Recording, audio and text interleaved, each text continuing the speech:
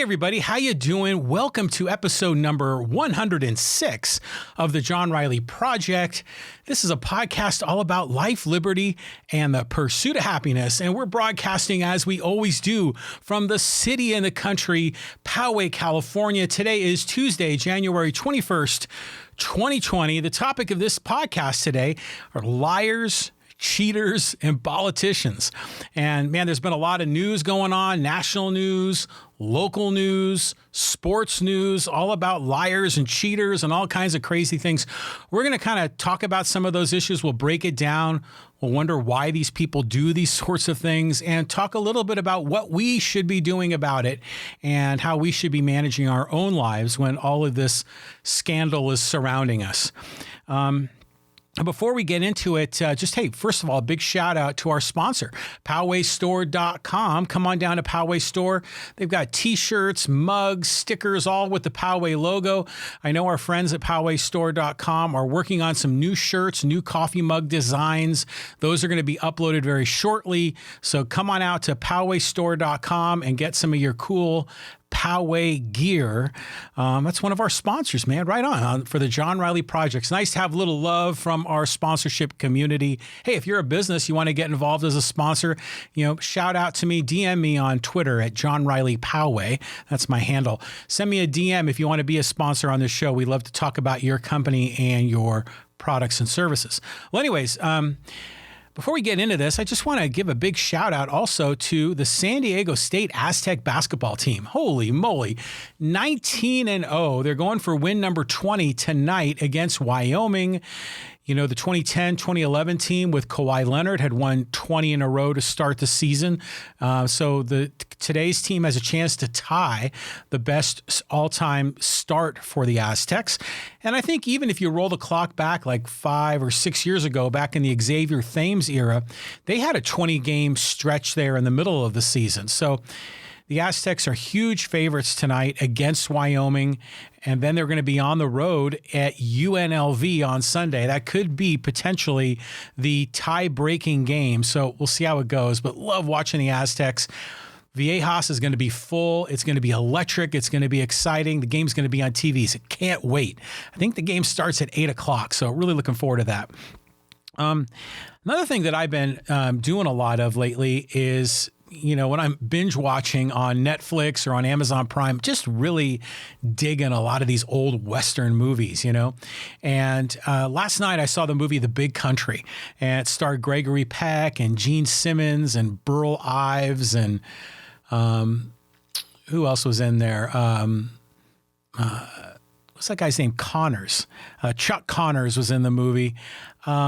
Really cool movie. I really enjoyed it and love the big expanse.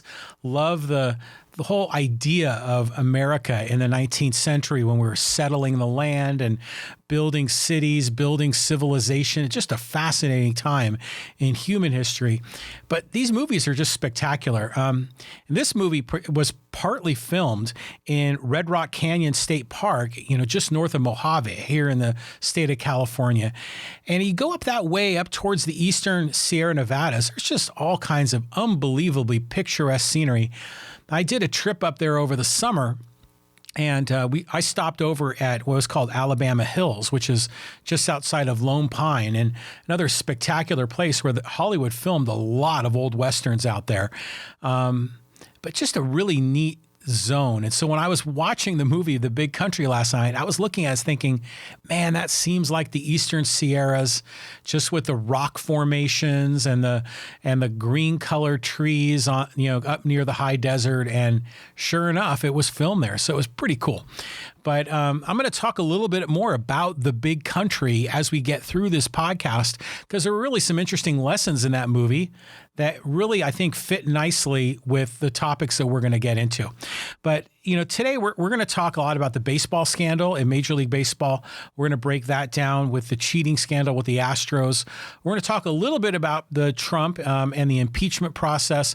I want to talk about some local issues with our Mayor Steve Vaus, and then And then I also want to talk a little bit about what's going on in the Democratic side of the fence with Bernie and Elizabeth Warren, and they're kind of facing off. And now lately it's Bernie and Hillary, and it all kind of fits together in this topic of, liars, cheaters, and politicians. So let's get into the Major League Baseball scandal. And, this is something that broke last week. If you were just to bring you up to speed quickly, if you haven't paid attention, the Houston Astros were caught red-handed, essentially stealing signs and then relaying those to the batter.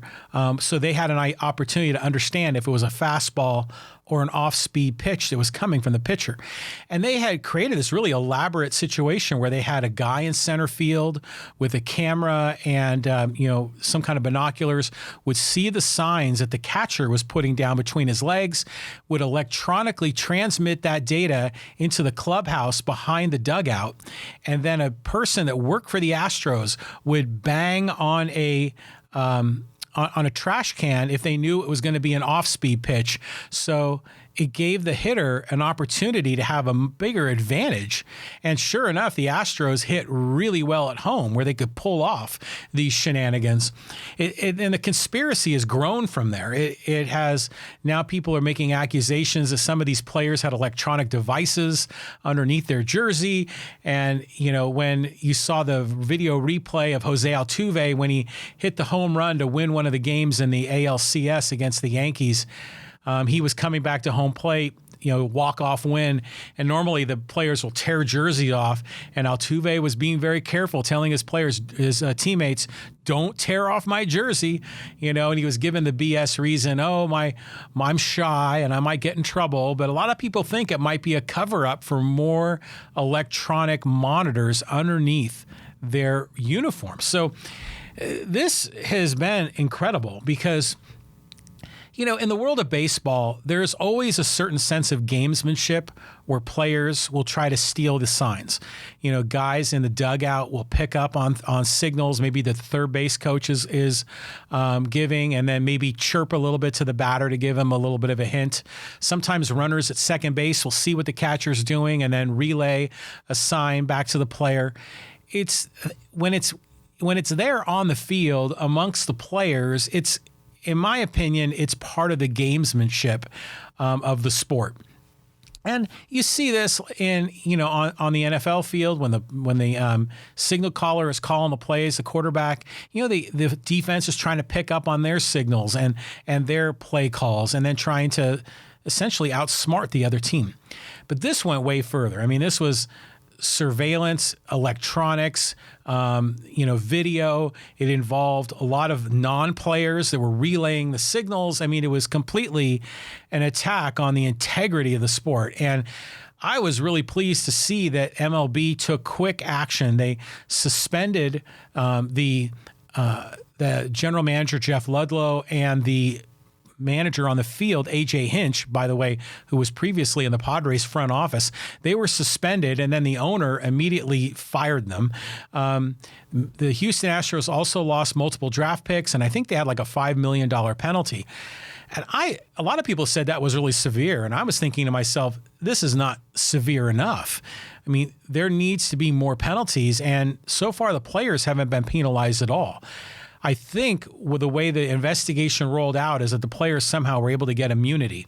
That's the way it seemed. But I thought the penalty should have been far more severe because when there is this manipulation of the sport, it creates a rigged process and it diminishes the integrity of the game. And you get too much of this and suddenly Major League Baseball turns into, world wrestling with, Hulk Hogan and all of that nonsense. So I was hoping they were going to take swifter, more severe action. Now, interestingly, Alex Cora was in the dugout for the Astros back then in the 2017 World Series when a lot of this went on.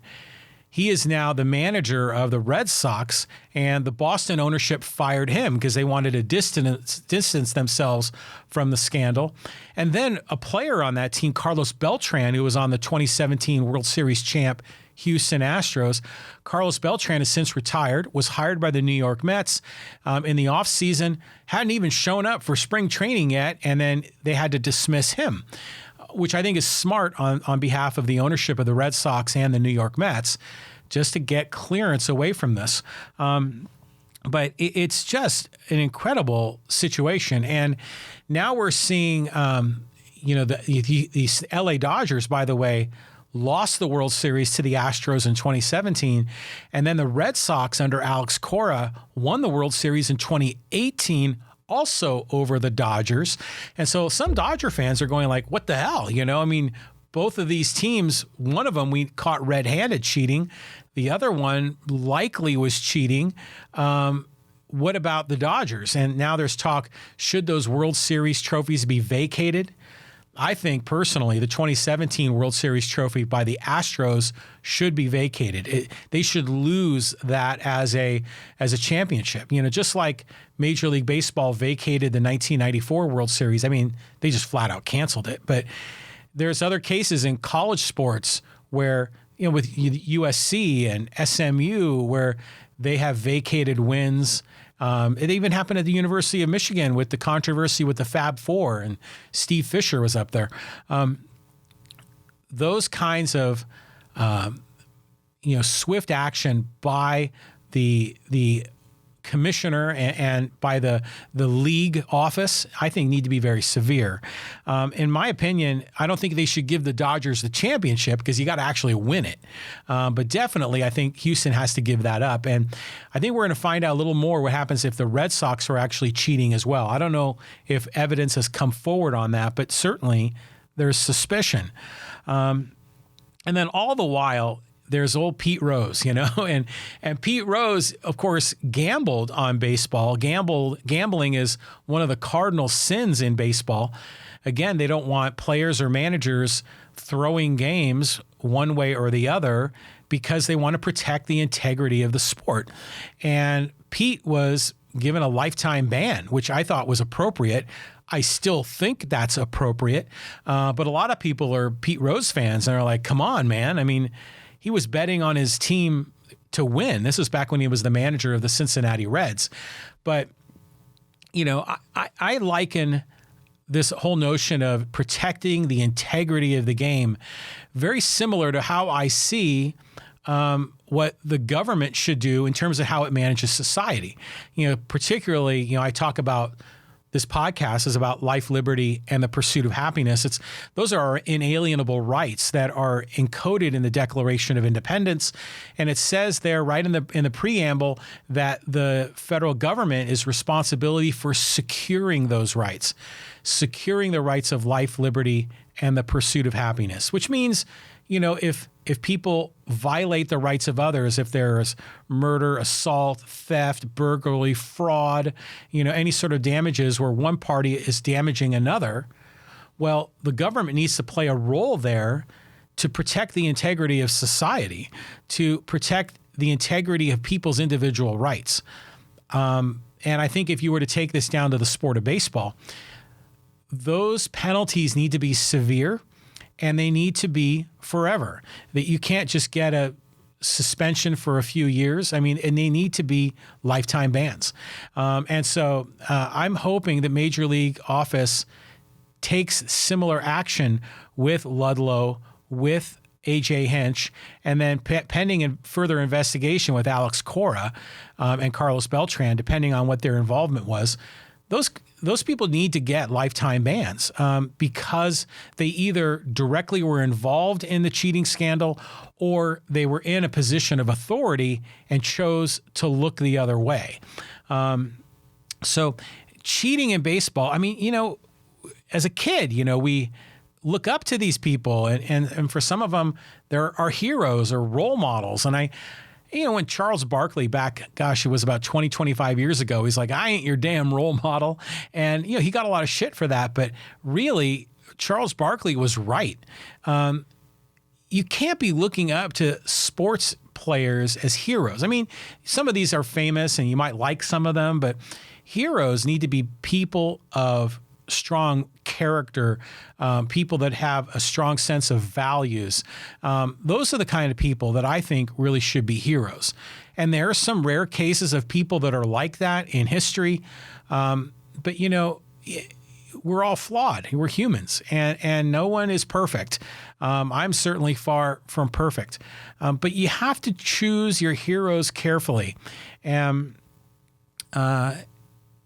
it's important that, especially when it comes to baseball or any kind of sport, kids naturally look up to that. So kids look up to those players.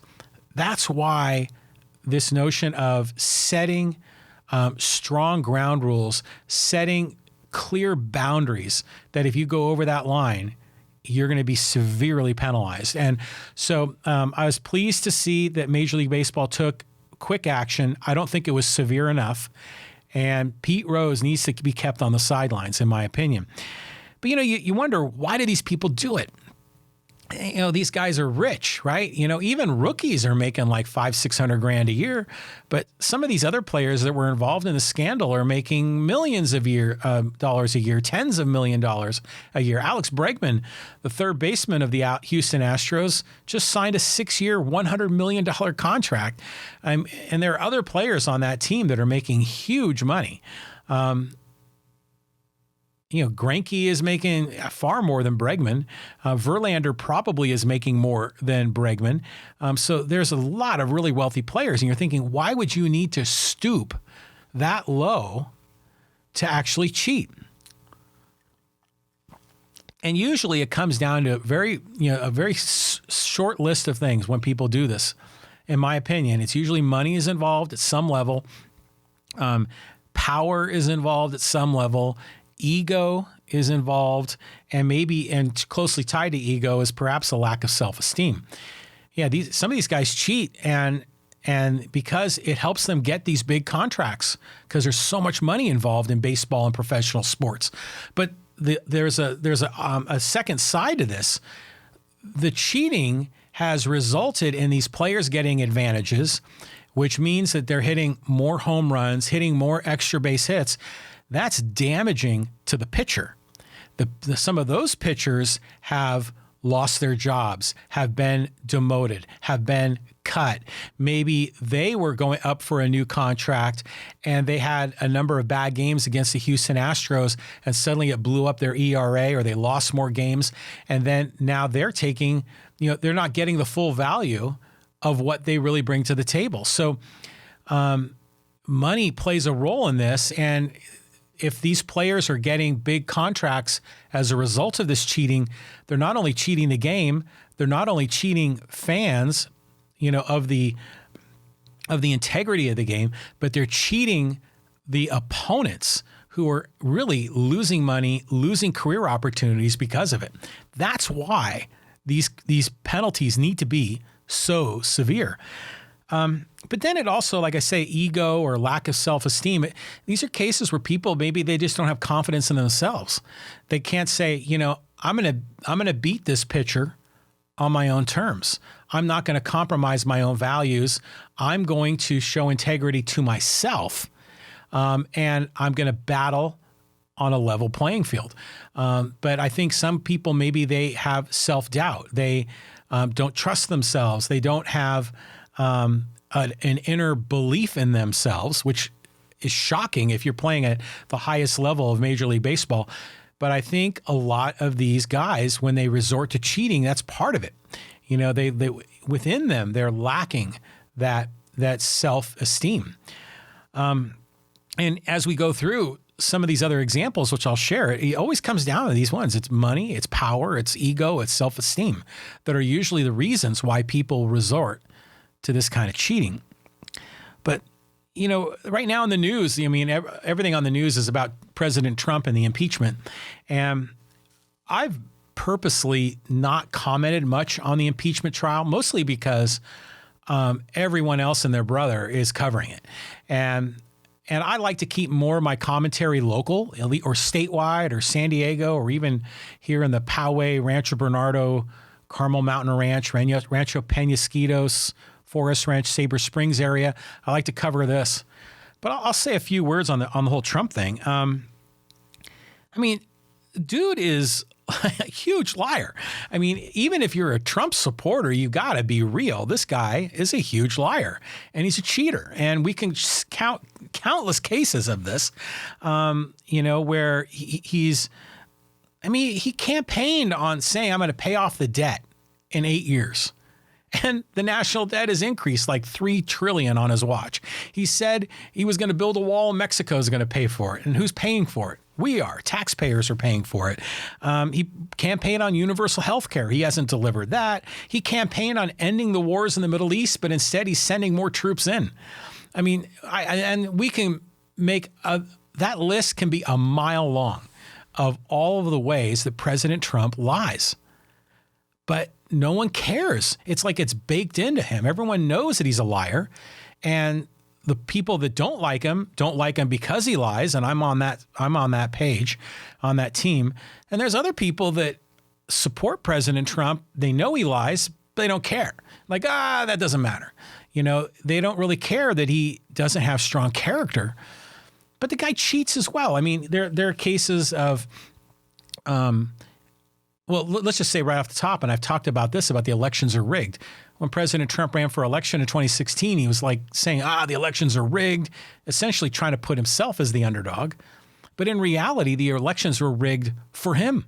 The elections are rigged for the two primary parties, and any independent candidates, third-party candidates have to overcome huge obstacles to be able to compete for any kind of a statewide or national office, because elections are rigged, which is essentially cheating. They're rigging the game for certain parties and not for other parties, not unlike what the Houston Astros were doing. But even President Trump has gone on and, in some of his construction projects, he's shorted, some people, not paid them and then say, hey, sue me. And then they don't sue him. There's a lot of cases where he has screwed over a lot of people. And this is a guy we've elected to be the president of the United States. And if there is maybe one position that children are often told to look up to as the president of the United States, how can you see President Trump as a role model? You just can't. And so now this impeachment deal is rolling out, and we all kind of know what's going to happen. I mean, the House of Representatives held him accountable for abuse of office, and they had listed a number of legitimate laws that he had broken. And I'm not going to get into the weeds about it, but I'm sure our previous guest, Steve Dow, who wrote the book 15 Reasons Why People Voted for Trump, I'm sure he can go through the specifics. But the House, impeached him, and now it's going to trial in the Senate, and, they're playing the game right now. And are they going to prevent evidence from being shown? Are they going to prevent witnesses? Who knows?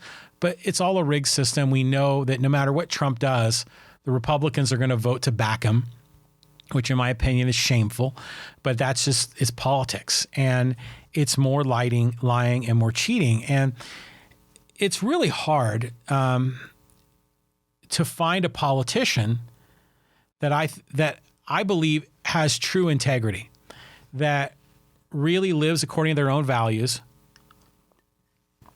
that doesn't lie or cheat. And I think if you set that, purity test, no one's going to qualify because we're all humans. But there are some that are better than others. And that's why I've often commented about Justin Amash. I've had multiple podcasts about him. I think Justin Amash is a hero in many ways because he has said, I am not going to compromise my values, my integrity by being affiliated with President Trump's team. He declared his independence, and he has called out President Trump for abuse of power and was extremely articulate in doing so. I give him huge credit. That took a lot of cojones to do that, to stand up in front of his constituents and proclaim that the leader of his party, at the time he was a Republican, should be impeached. And then he later left the party, and he did so knowing it would harm him, knowing that it would likely lead to him losing the election in 2020. And right now, he's behind. Right now, I think the Republican candidates seem to be ahead in that race. We're going to keep an eye on it. But just remarkable. Now, just a little bit of a tangent here. I'm very pleased that the House of Representatives pushed for impeachment, even though they knew that the Senate likely was not going to approve it. Because and this doesn't go just to President Trump. We can go back to Obama and Bush and Clinton and Bush Sr. and Reagan and on down the list. Every presidential administration in my lifetime has seen more and more power shift to the executive branch. And the president and their branch and all of the huge regulatory state has gotten more powerful and more powerful as Congress has abdicated their power, essentially wussed out, wouldn't take hard votes, make tough decisions because they didn't want to be on the wrong side of a deal for fear they would lose their position of power. Remember, we talked about power involved.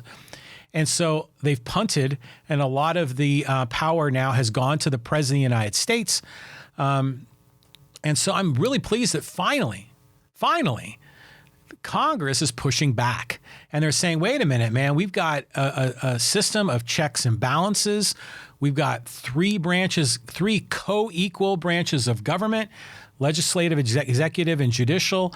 We've got separation of power. And they're finally stepping up. And one politician that talked about this, Ben Sasse, he's a senator from Nebraska, he said not too long ago that, yeah, Congress has wussed out. They've punted because they didn't want to take the firm stand. Then the president and the executive branch has been empowered, which is no doubt. I mean, all the executive orders and the regulatory action, essentially enacting laws like a dictator, like a king, without going through a democratic process.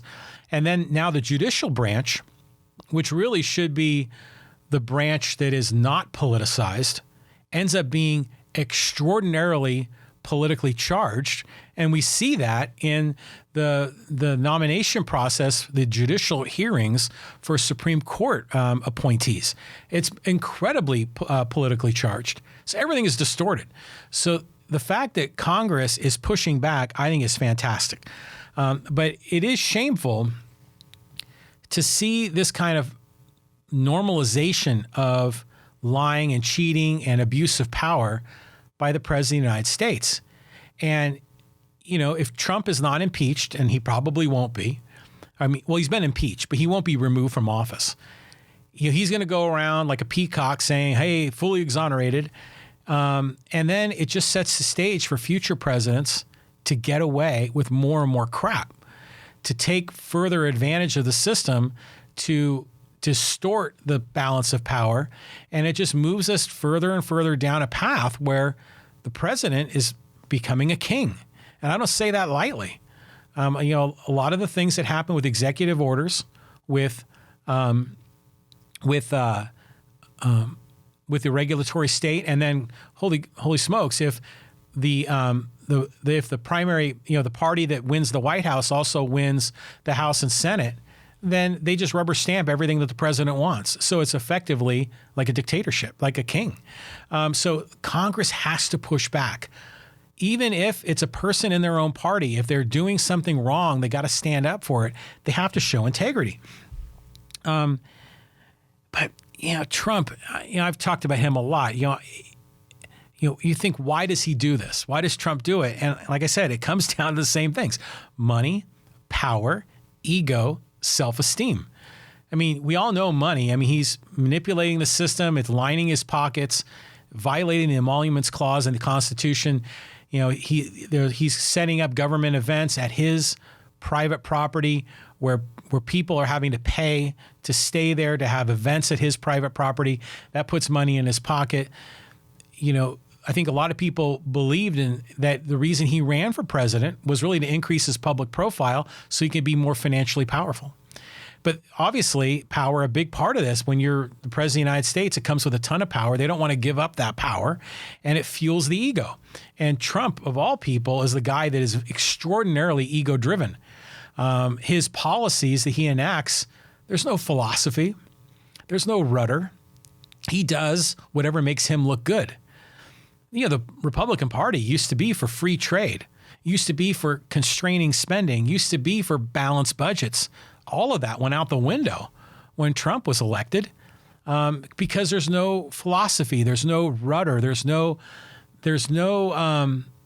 kind of boundaries of what the Republican Party stands for, and even what President Trump really stands for. So why do they do it? They do it to hold on to power, to stroke their ego.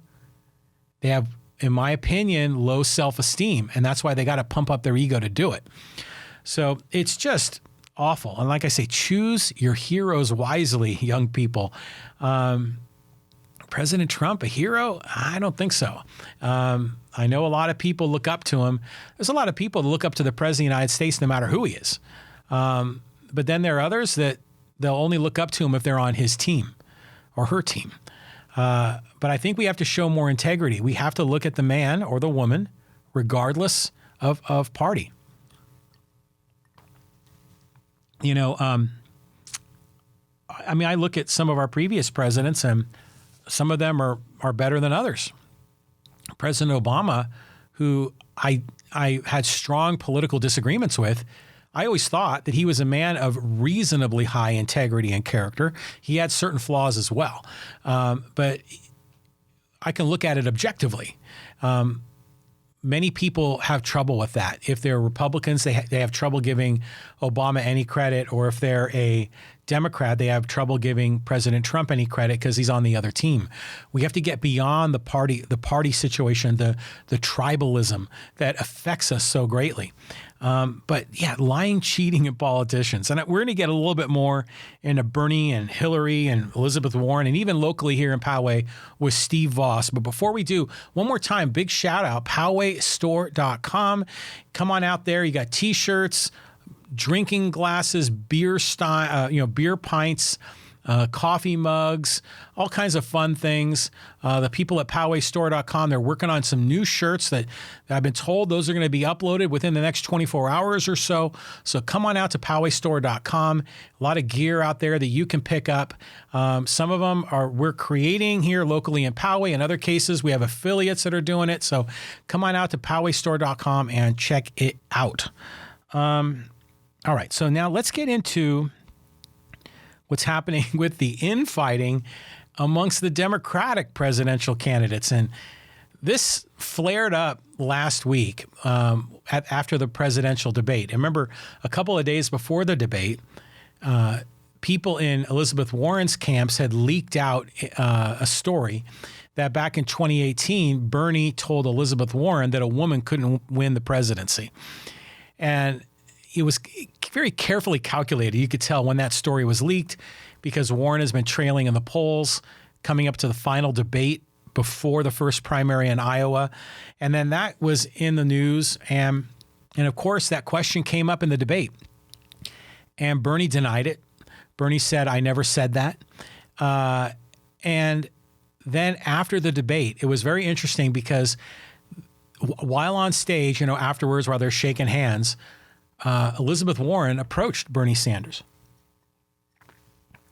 and said, you just called me, Elizabeth Warren said to Bernie, you just called me a liar on national TV. And then Bernie is like, well, I don't want to get into this, and we'll talk about it offline. And so, again, now, one of them's lying. Either Warren is lying, that Bernie never said that women cannot be president, or Bernie is lying when he denied it. It's one or the other. My guess is most likely Bernie was probably reflecting on Hillary Clinton, saying a woman couldn't be elected. Look at Hillary Clinton. And then I'm guessing that Elizabeth Warren must have taken it to mean categorically no female gender could ever be president. Who knows what was said behind closed doors, but definitely one of them is lying. And it's all part of this manipulation of messaging that's going on in the campaign season. And I just a little bit of a tangent. If you saw that clip, the funny part of it, in my opinion, was Tom Steyer. So Tom Steyer's over there, and he's just trying to buddy up to Bernie. It's like, Bernie, hey, I just want to come by and say hello. And he's just kind of kissing up. Steyer, why in the hell is this guy even in the debates? What does he stand for? He's surprising to me. He's a guy that's got a lot of money and has gotten a lot of exposure, but has no real brand, has no real unique differentiating position. He says he's the only candidate that says climate change is his number one issue, but if you ask any of the other candidates, climate change is going to definitely be in their top 5. But he is, unlike all the other candidates, that have a very clear brand. Steyer doesn't. What I think's happening with him and some of these others, they know they're not going to win. So they're just trying to be friendly with who they think will win so that maybe they can become the Secretary of State or the Secretary of, the Interior or of Commerce or something. They're trying to get on the cabinet. And that's all part of the game. But again, just the lying. And then just recently, Hillary Clinton back in the news. She just said that she was basically calling out Bernie and just saying, he's a bad guy. No one likes him. And, when he was in Congress, he's been there forever, but he's never gotten anything done. And, essentially calling him out, because he's like a commie. He's a socialist. He's a democratic socialist, but, he's a collectivist to a far greater extreme than many of the other Democrats. So a lot of the so-called mainstream Democrats, some people call them corporate Democrats, some call them the moderate Democrats. They don't want to go as far to the left. I should use my left hand, go as far to the left as Bernie. But, obviously Hillary's still bitter about 2016, the fact that Bernie promised to endorse her and back her. But then when Bernie effectively lost the nomination, he didn't jump on board with Hillary right away. There's still a lot of friction. But Hillary, really the reason that she didn't win, there's a whole list of reasons why she didn't win. But one of them is that I think people see her as a liar, as a cheater, as someone that manipulates the process, with the whole, and the email thing, people get all freaked out about it. But really what that was about was, she was in denial. She was called out for a lack of security, and then she was dismissing it like it wasn't a big deal or just essentially lying about it. And then she had the hard disk cleared or wiped. So it's liars, cheaters, and politicians. And again, with Hillary, there's a long list of these kinds of things. And then, of course, she's married still, sort of, I guess, to Bill Clinton, and more lying and cheating and politicians with him, too. So it's interesting how in the political, in the world of politics, lying and cheating has been going on forever. We all understand that. I mean, it's been going since the dawn of time, since certainly throughout the history of the United States of America. But why the hell won't people call them out on it? Why won't people see a liar or a cheater and then immediately dismiss them? Why do they still keep going back to them? Why with Trump, when he lies, his supporters will look the other way? Or diminish it, or diminish the lie, say he didn't really mean it, or say it was okay, or they'll say it's a non-issue. Why do voters still do that? And the way the game is set up, you don't have many other choices. They basically bring it down to 2 choices. They try to prevent all of the other options, because if they expanded the options, the liars and cheaters, maybe they would finally get called out.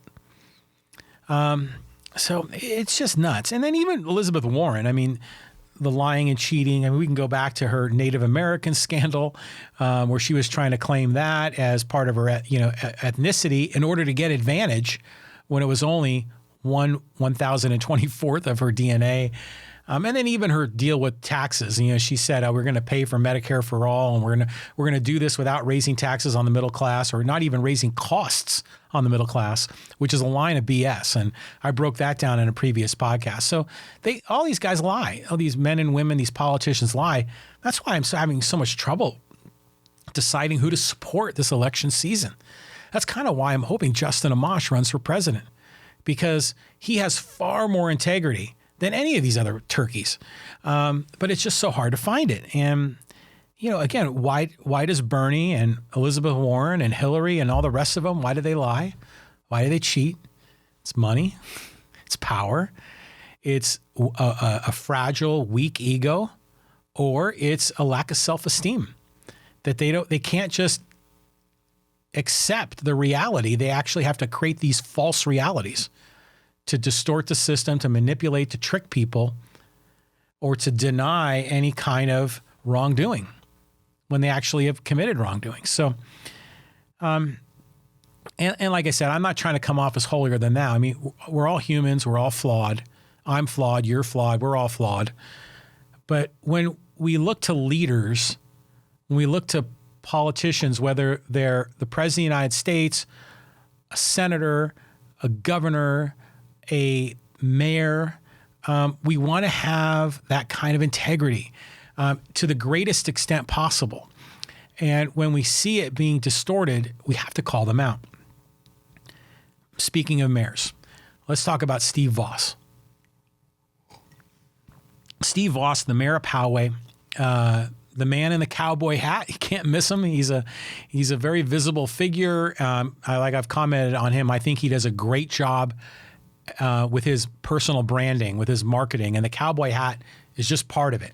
It's all part of the aw shucks, cowboy, backcountry, horse guy, and he has, and that's in many ways authentic. I mean, that's how he was raised. But that brand plays very well here in Poway, and he's now running for supervisor for the county of San Diego, representing East County, and that plays very well in East County as well. So, Mayor Vaus just got called out, and it was related to this whole water mess in Poway. And, we had the infrastructure. We had a problem with the infrastructure. Stormwater got into our drinking water. It made some of our water brown and distasteful. That led to the state issuing a boil water alert, which led to the city passing out cases of water for free, since people shouldn't really be drinking their tap water unless they boiled it, which led to restaurants closing for a week, which led to some restaurants having to go out of business because it damaged them so badly. And the part that was particularly a problem was when Mayor Vaus was, during the boil water alert, was on television and really being quite a bit cavalier, really being boastful, saying, "Oh, the water's fine. I'm drinking the water. I'm giving the water to my pets." And yeah, okay, I understand you're probably doing that. I drank the water to a degree. I remember one night I woke up in the middle of the night, like I always do, to get a sip of water. I remember taking some water from my tap in my bathroom, going back to bed, and then realizing, oh my God, I'm not supposed to drink the water. But anyways, he was very cavalier, and he was on the television, on the news, saying, "Oh, I'm drinking the water," and we had it tested, and they did. The city of Poway did have it tested. But as a leader of a city, you can't, as a leader, he's been so good with the Poway Chabad shooting, and there's been a number of other incidents. He's really stepped up. In this case, he went way over the line. And in the state did their investigation. They did a report, and they called out local politicians for this, for being cavalier, for being boastful, for talking about the water, saying it can be drank when it really hadn't been cleared by the state, when it hadn't been cleared to allow restaurants to open either. And then he was later called out by the Union Tribune. And it's tricky because he's running for supervisor. And so, and his vote is coming up like probably in about 6 weeks. I think it's the first week of March when the primaries are occurring. And there is an editorial in the San Diego Union Tribune. In fact, there's two editorials about Vaus. There's the one about the water scandal, and there's another one about his interview with the Union Tribune to potentially get the endorsement, because all the candidates were interviewed. But I will give Mayor Vaus credit, and it was commented on the editorial in the UT. Vaus had a mea culpa. He admitted he made a mistake, and he apologized for the mistake, and he vowed to do better. Now, say what you will about Mayor Vaus. He's got a lot of supporters. He got some detractors. But I'll give him credit for that. He shouldn't have gone and said the things he said about the water. But at least he admitted his mistake. I mean, how often will politicians deny? I mean, that's what President Trump does. And And then, the media will continue to hound dog him about all of these denials. Mayor Vaus admitted the mistake, and I think to a large degree, this is going to become old news for him. And he needs it to become old news because he's going to be on the ballot here in about 6 weeks. But, why does he do it? I mean, obviously, he didn't want to be tainted with a major scandal in the city in which he's the mayor. He didn't want to show that his city had failed with the water infrastructure, the city of which he's the mayor. And he's running for supervisor in an election, in March of 2020. So clearly, he's trying to diminish the problem. Clearly, he really stepped up, passing out water and getting the whole community organized. And I'll give him credit for that. But, like I said, it's money, it's power, it's ego, and it's self-esteem. There's a lot of money involved in politics. If he's the supervisor, he's going to have $2 million a year just in his slush fund to be able to hand out to whichever project or organization needs that money. That's going to put him into a very strong position of power, which is going to fuel the ego. And, if you've got a fragile ego, you're not going to embrace the reality. You're going to try to distort it. And I think that's what he did. And like I say, he at least came clean. That's worthy of credit. But still, this kind of nonsense, it exists on the national level, it exists at the state level, it even exists here at the local level. So choose your heroes wisely is what I'll say on that. I got burned on that myself. In 2016, in the early part of the GOP primary, and I'm never really a supporter of Republicans, but I had been a previous supporter of Ron Paul. And when Rand Paul was first running for president, and his campaign messaging was fantastic, and talking about protecting the Bill of Rights and talking about criminal justice reform, and he had a lot of really great positions he put forward. But then the minute he was essentially eliminated from the primaries in 2016, and then he flipped over to support Trump, it's like he went to the dark side. And I need to pick my heroes more closely. I don't know if I'd ever say Rand, he was my hero, but he was definitely a politician I was rooting for. And Julie Mason, who is a host on Sirius XM 124, she has a show called The Press Pool. She always said, never fall in love with a politician because they will always disappoint you. And she is so right. Don't ever fall in love with them because they're going to kill you sometimes. And I got bit on supporting Rand. So that's something. Well, anyways, all right. So all this nonsense going on, swirling around, liars, cheaters, and politicians, and okay, what do we do about it? What are we supposed to do?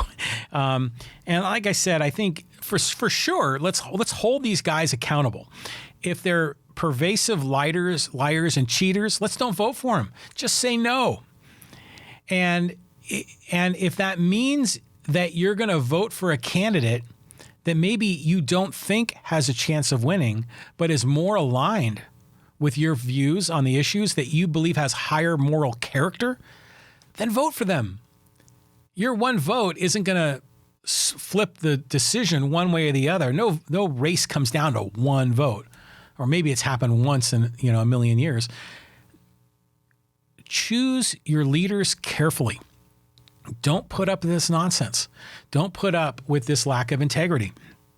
But really, beyond politics, I keep telling this to my mother because she'll watch, the cable news and just get really into it and kind of get worked up about it. And I just say, just disconnect yourself from that. Just focus on your own life. And granted, I pay attention to it too. I comment on a lot about this on the podcast. But really, in the end, we have to live our own life according to our own values. We need to replace this obsession with other people and just focus on ourselves. Focus on ourselves living a life of high integrity, of high character, of looking out for yourself, to live the best life that you can on your own terms. And in the end, do the right thing. I mean, we have to look inward, rather than looking outward at all these other people, at all these politicians, about all this hysteria going on. In many ways, it's manipulation by the media, working people up. We have to look within, because we can control what happens within. We can't control all that nonsense outside of us. We can't control all the noise around us. We can only control ourselves. So we have to look within. And I talked a little bit about the movie The Big Country. And I watched that last night. It's like almost 3 hours, but it was really good. And it was, like I said, it was this battle amongst these two clans. They were ranchers, and they were fighting over this territory in a neutral position that had a river that the cattle could use, to drink water. And there was a feud that went back many years, not unlike the Hatfields and the McCoys to a degree. And then Gregory Peck's character was supposed to marry the daughter of one of those families, but he was a man of extraordinary character. And there were certain things he did in that movie that I thought were just fantastic, that I really liked. And I think it's aligned with this. Like, one of the things he said, one of the things he did, is he didn't want to get suckered into fighting a fight on other people's terms. And a lot of times we'll see that, whether it's a physical fight, or it's a battle of ideas, or whatever it is, you'll see people will put bait out there and try to entice you to fight. But a lot of times they're putting bait out to get you to fight in a battle on their terms rather than your own. He would never take the bait. And I thought that was really, really good, because he would say, "What if I get into this fight with this other person? What does it prove? It doesn't prove anything." And he would go on to say, don't care what other people think about you. Just stay true to yourself, and don't amplify these foolish battles, because when you do, you just empower the enemy. So I thought it was a very special role that Gregory Peck played in this movie, The Big Country, because rather than getting sucked in to this feud, getting sucked in to the personalities of people that were, other characters in the show, including some of the bullies in the show, he kept a distance. He didn't let himself get pulled into the gutter. What's that saying? Don't ever get involved in a fight with a pig. They just pull you into the mud, and the pig likes it. So it was a little bit of that in that movie. And I just thought that was really special. So it's almost like, with all this political crap that's going on around us, I mean, yeah, let's hold these guys accountable, but let's not get so sucked in that it dominates our lives. Let's continue to focus on what we need to do to live our life to be as extraordinary as possible. So what a great movie that was. Again, I love these Westerns. Just, I like I said, that whole period of the time between the Civil War and World War I just think is a romantic period in American history. Because, now granted, there's a dark side, which I acknowledge, but you have the westward expansion, you have the building of civilization across the continent. You had this unbelievable technology that came forward. This is when the railroads and the airplanes and the automobiles and electricity and so many things were invented during that time. The Industrial Revolution, we saw a huge upswing in the standard of living for the ordinary man. Just an incredible time. And then it's combined with the beauty and the open space of the Western United States. I just love these Westerns. Again, there's a dark side with Native Americans and, the Reconstruction after slavery. I mean, yeah, I acknowledge it's not all wine and roses, but the parts that I really like. And some of these Westerns really celebrate that. So it's kind of cool. Hey, if you want to talk more about this, check me out on Facebook. I've got the John Riley Project Facebook group. You can subscribe there. You can also join me on Twitter, John Riley Poway. I'm always looking for more people to interview. We had some great interviewees the last few weeks. The last one, my goodness, Pete Murray for judge. We had a great conversation. There's an invitation on the table for any politician in San Diego County to join me here on the John Riley Project. We'll talk about the issues. We'll learn about you and your campaign. An open invite.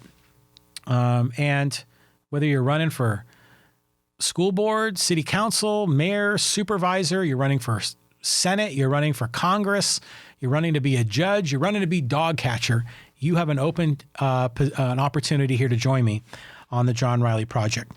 A couple other things. If you really want to help out what we're doing here, and I need your help. We're trying to build the audience. And so share this with a friend. Tell people about the podcast. Subscribe to our YouTube channel. And if you feel we deserve it, leave a rating on Apple Podcasts, 5 stars, and maybe a paragraph or so, letting people know what you think about this project. That would be greatly appreciated. But mostly just share this with others. And that would be really great. That would be very helpful for what we're doing here in the podcast. So a closing quote. And I got a great one here. This is from The Big Country. And this is the scene. And it was right after, I say Gregory Peck. He played a character, James McKay, and he was engaged to Pat Terrill. And they had broken off their engagement, and they were having this conversation afterwards. And she said to him, "Don't you care what people think?" And James McKay responded. He said, "No. You're not responsible for what other people think, only what you are." You're only responsible for what you are. You're not responsible for what they think. Those are some good words. And I'll be the first guy to admit, especially doing this podcast, I'm putting myself out there. And sometimes I get worried or I get kind of freaked out about what do people think. And, I'm sharing a lot of pretty strong opinions in this podcast. But I can't allow myself to get bothered by that. I just got to really care about who I am and be true to myself and stand up for my own integrity. That's what I'm trying to do in this podcast when I do these solo podcasts. So I hope you're enjoying it. Thanks for listening. Thanks for watching. I'm going to sign off now. This is John Riley. This is the John Riley Project. And this is episode number 106? 106. I keep the numbers on these. I guess that's what they do on podcasts. Do you care? I thought it was special getting over 100. But now once we're over 100, I don't know if it really matters anymore. I may stop counting the episode numbers. But for now, this is episode number 106. Thanks for listening. Thanks for watching. Have a great day, friends. We'll see you later. Bye-bye.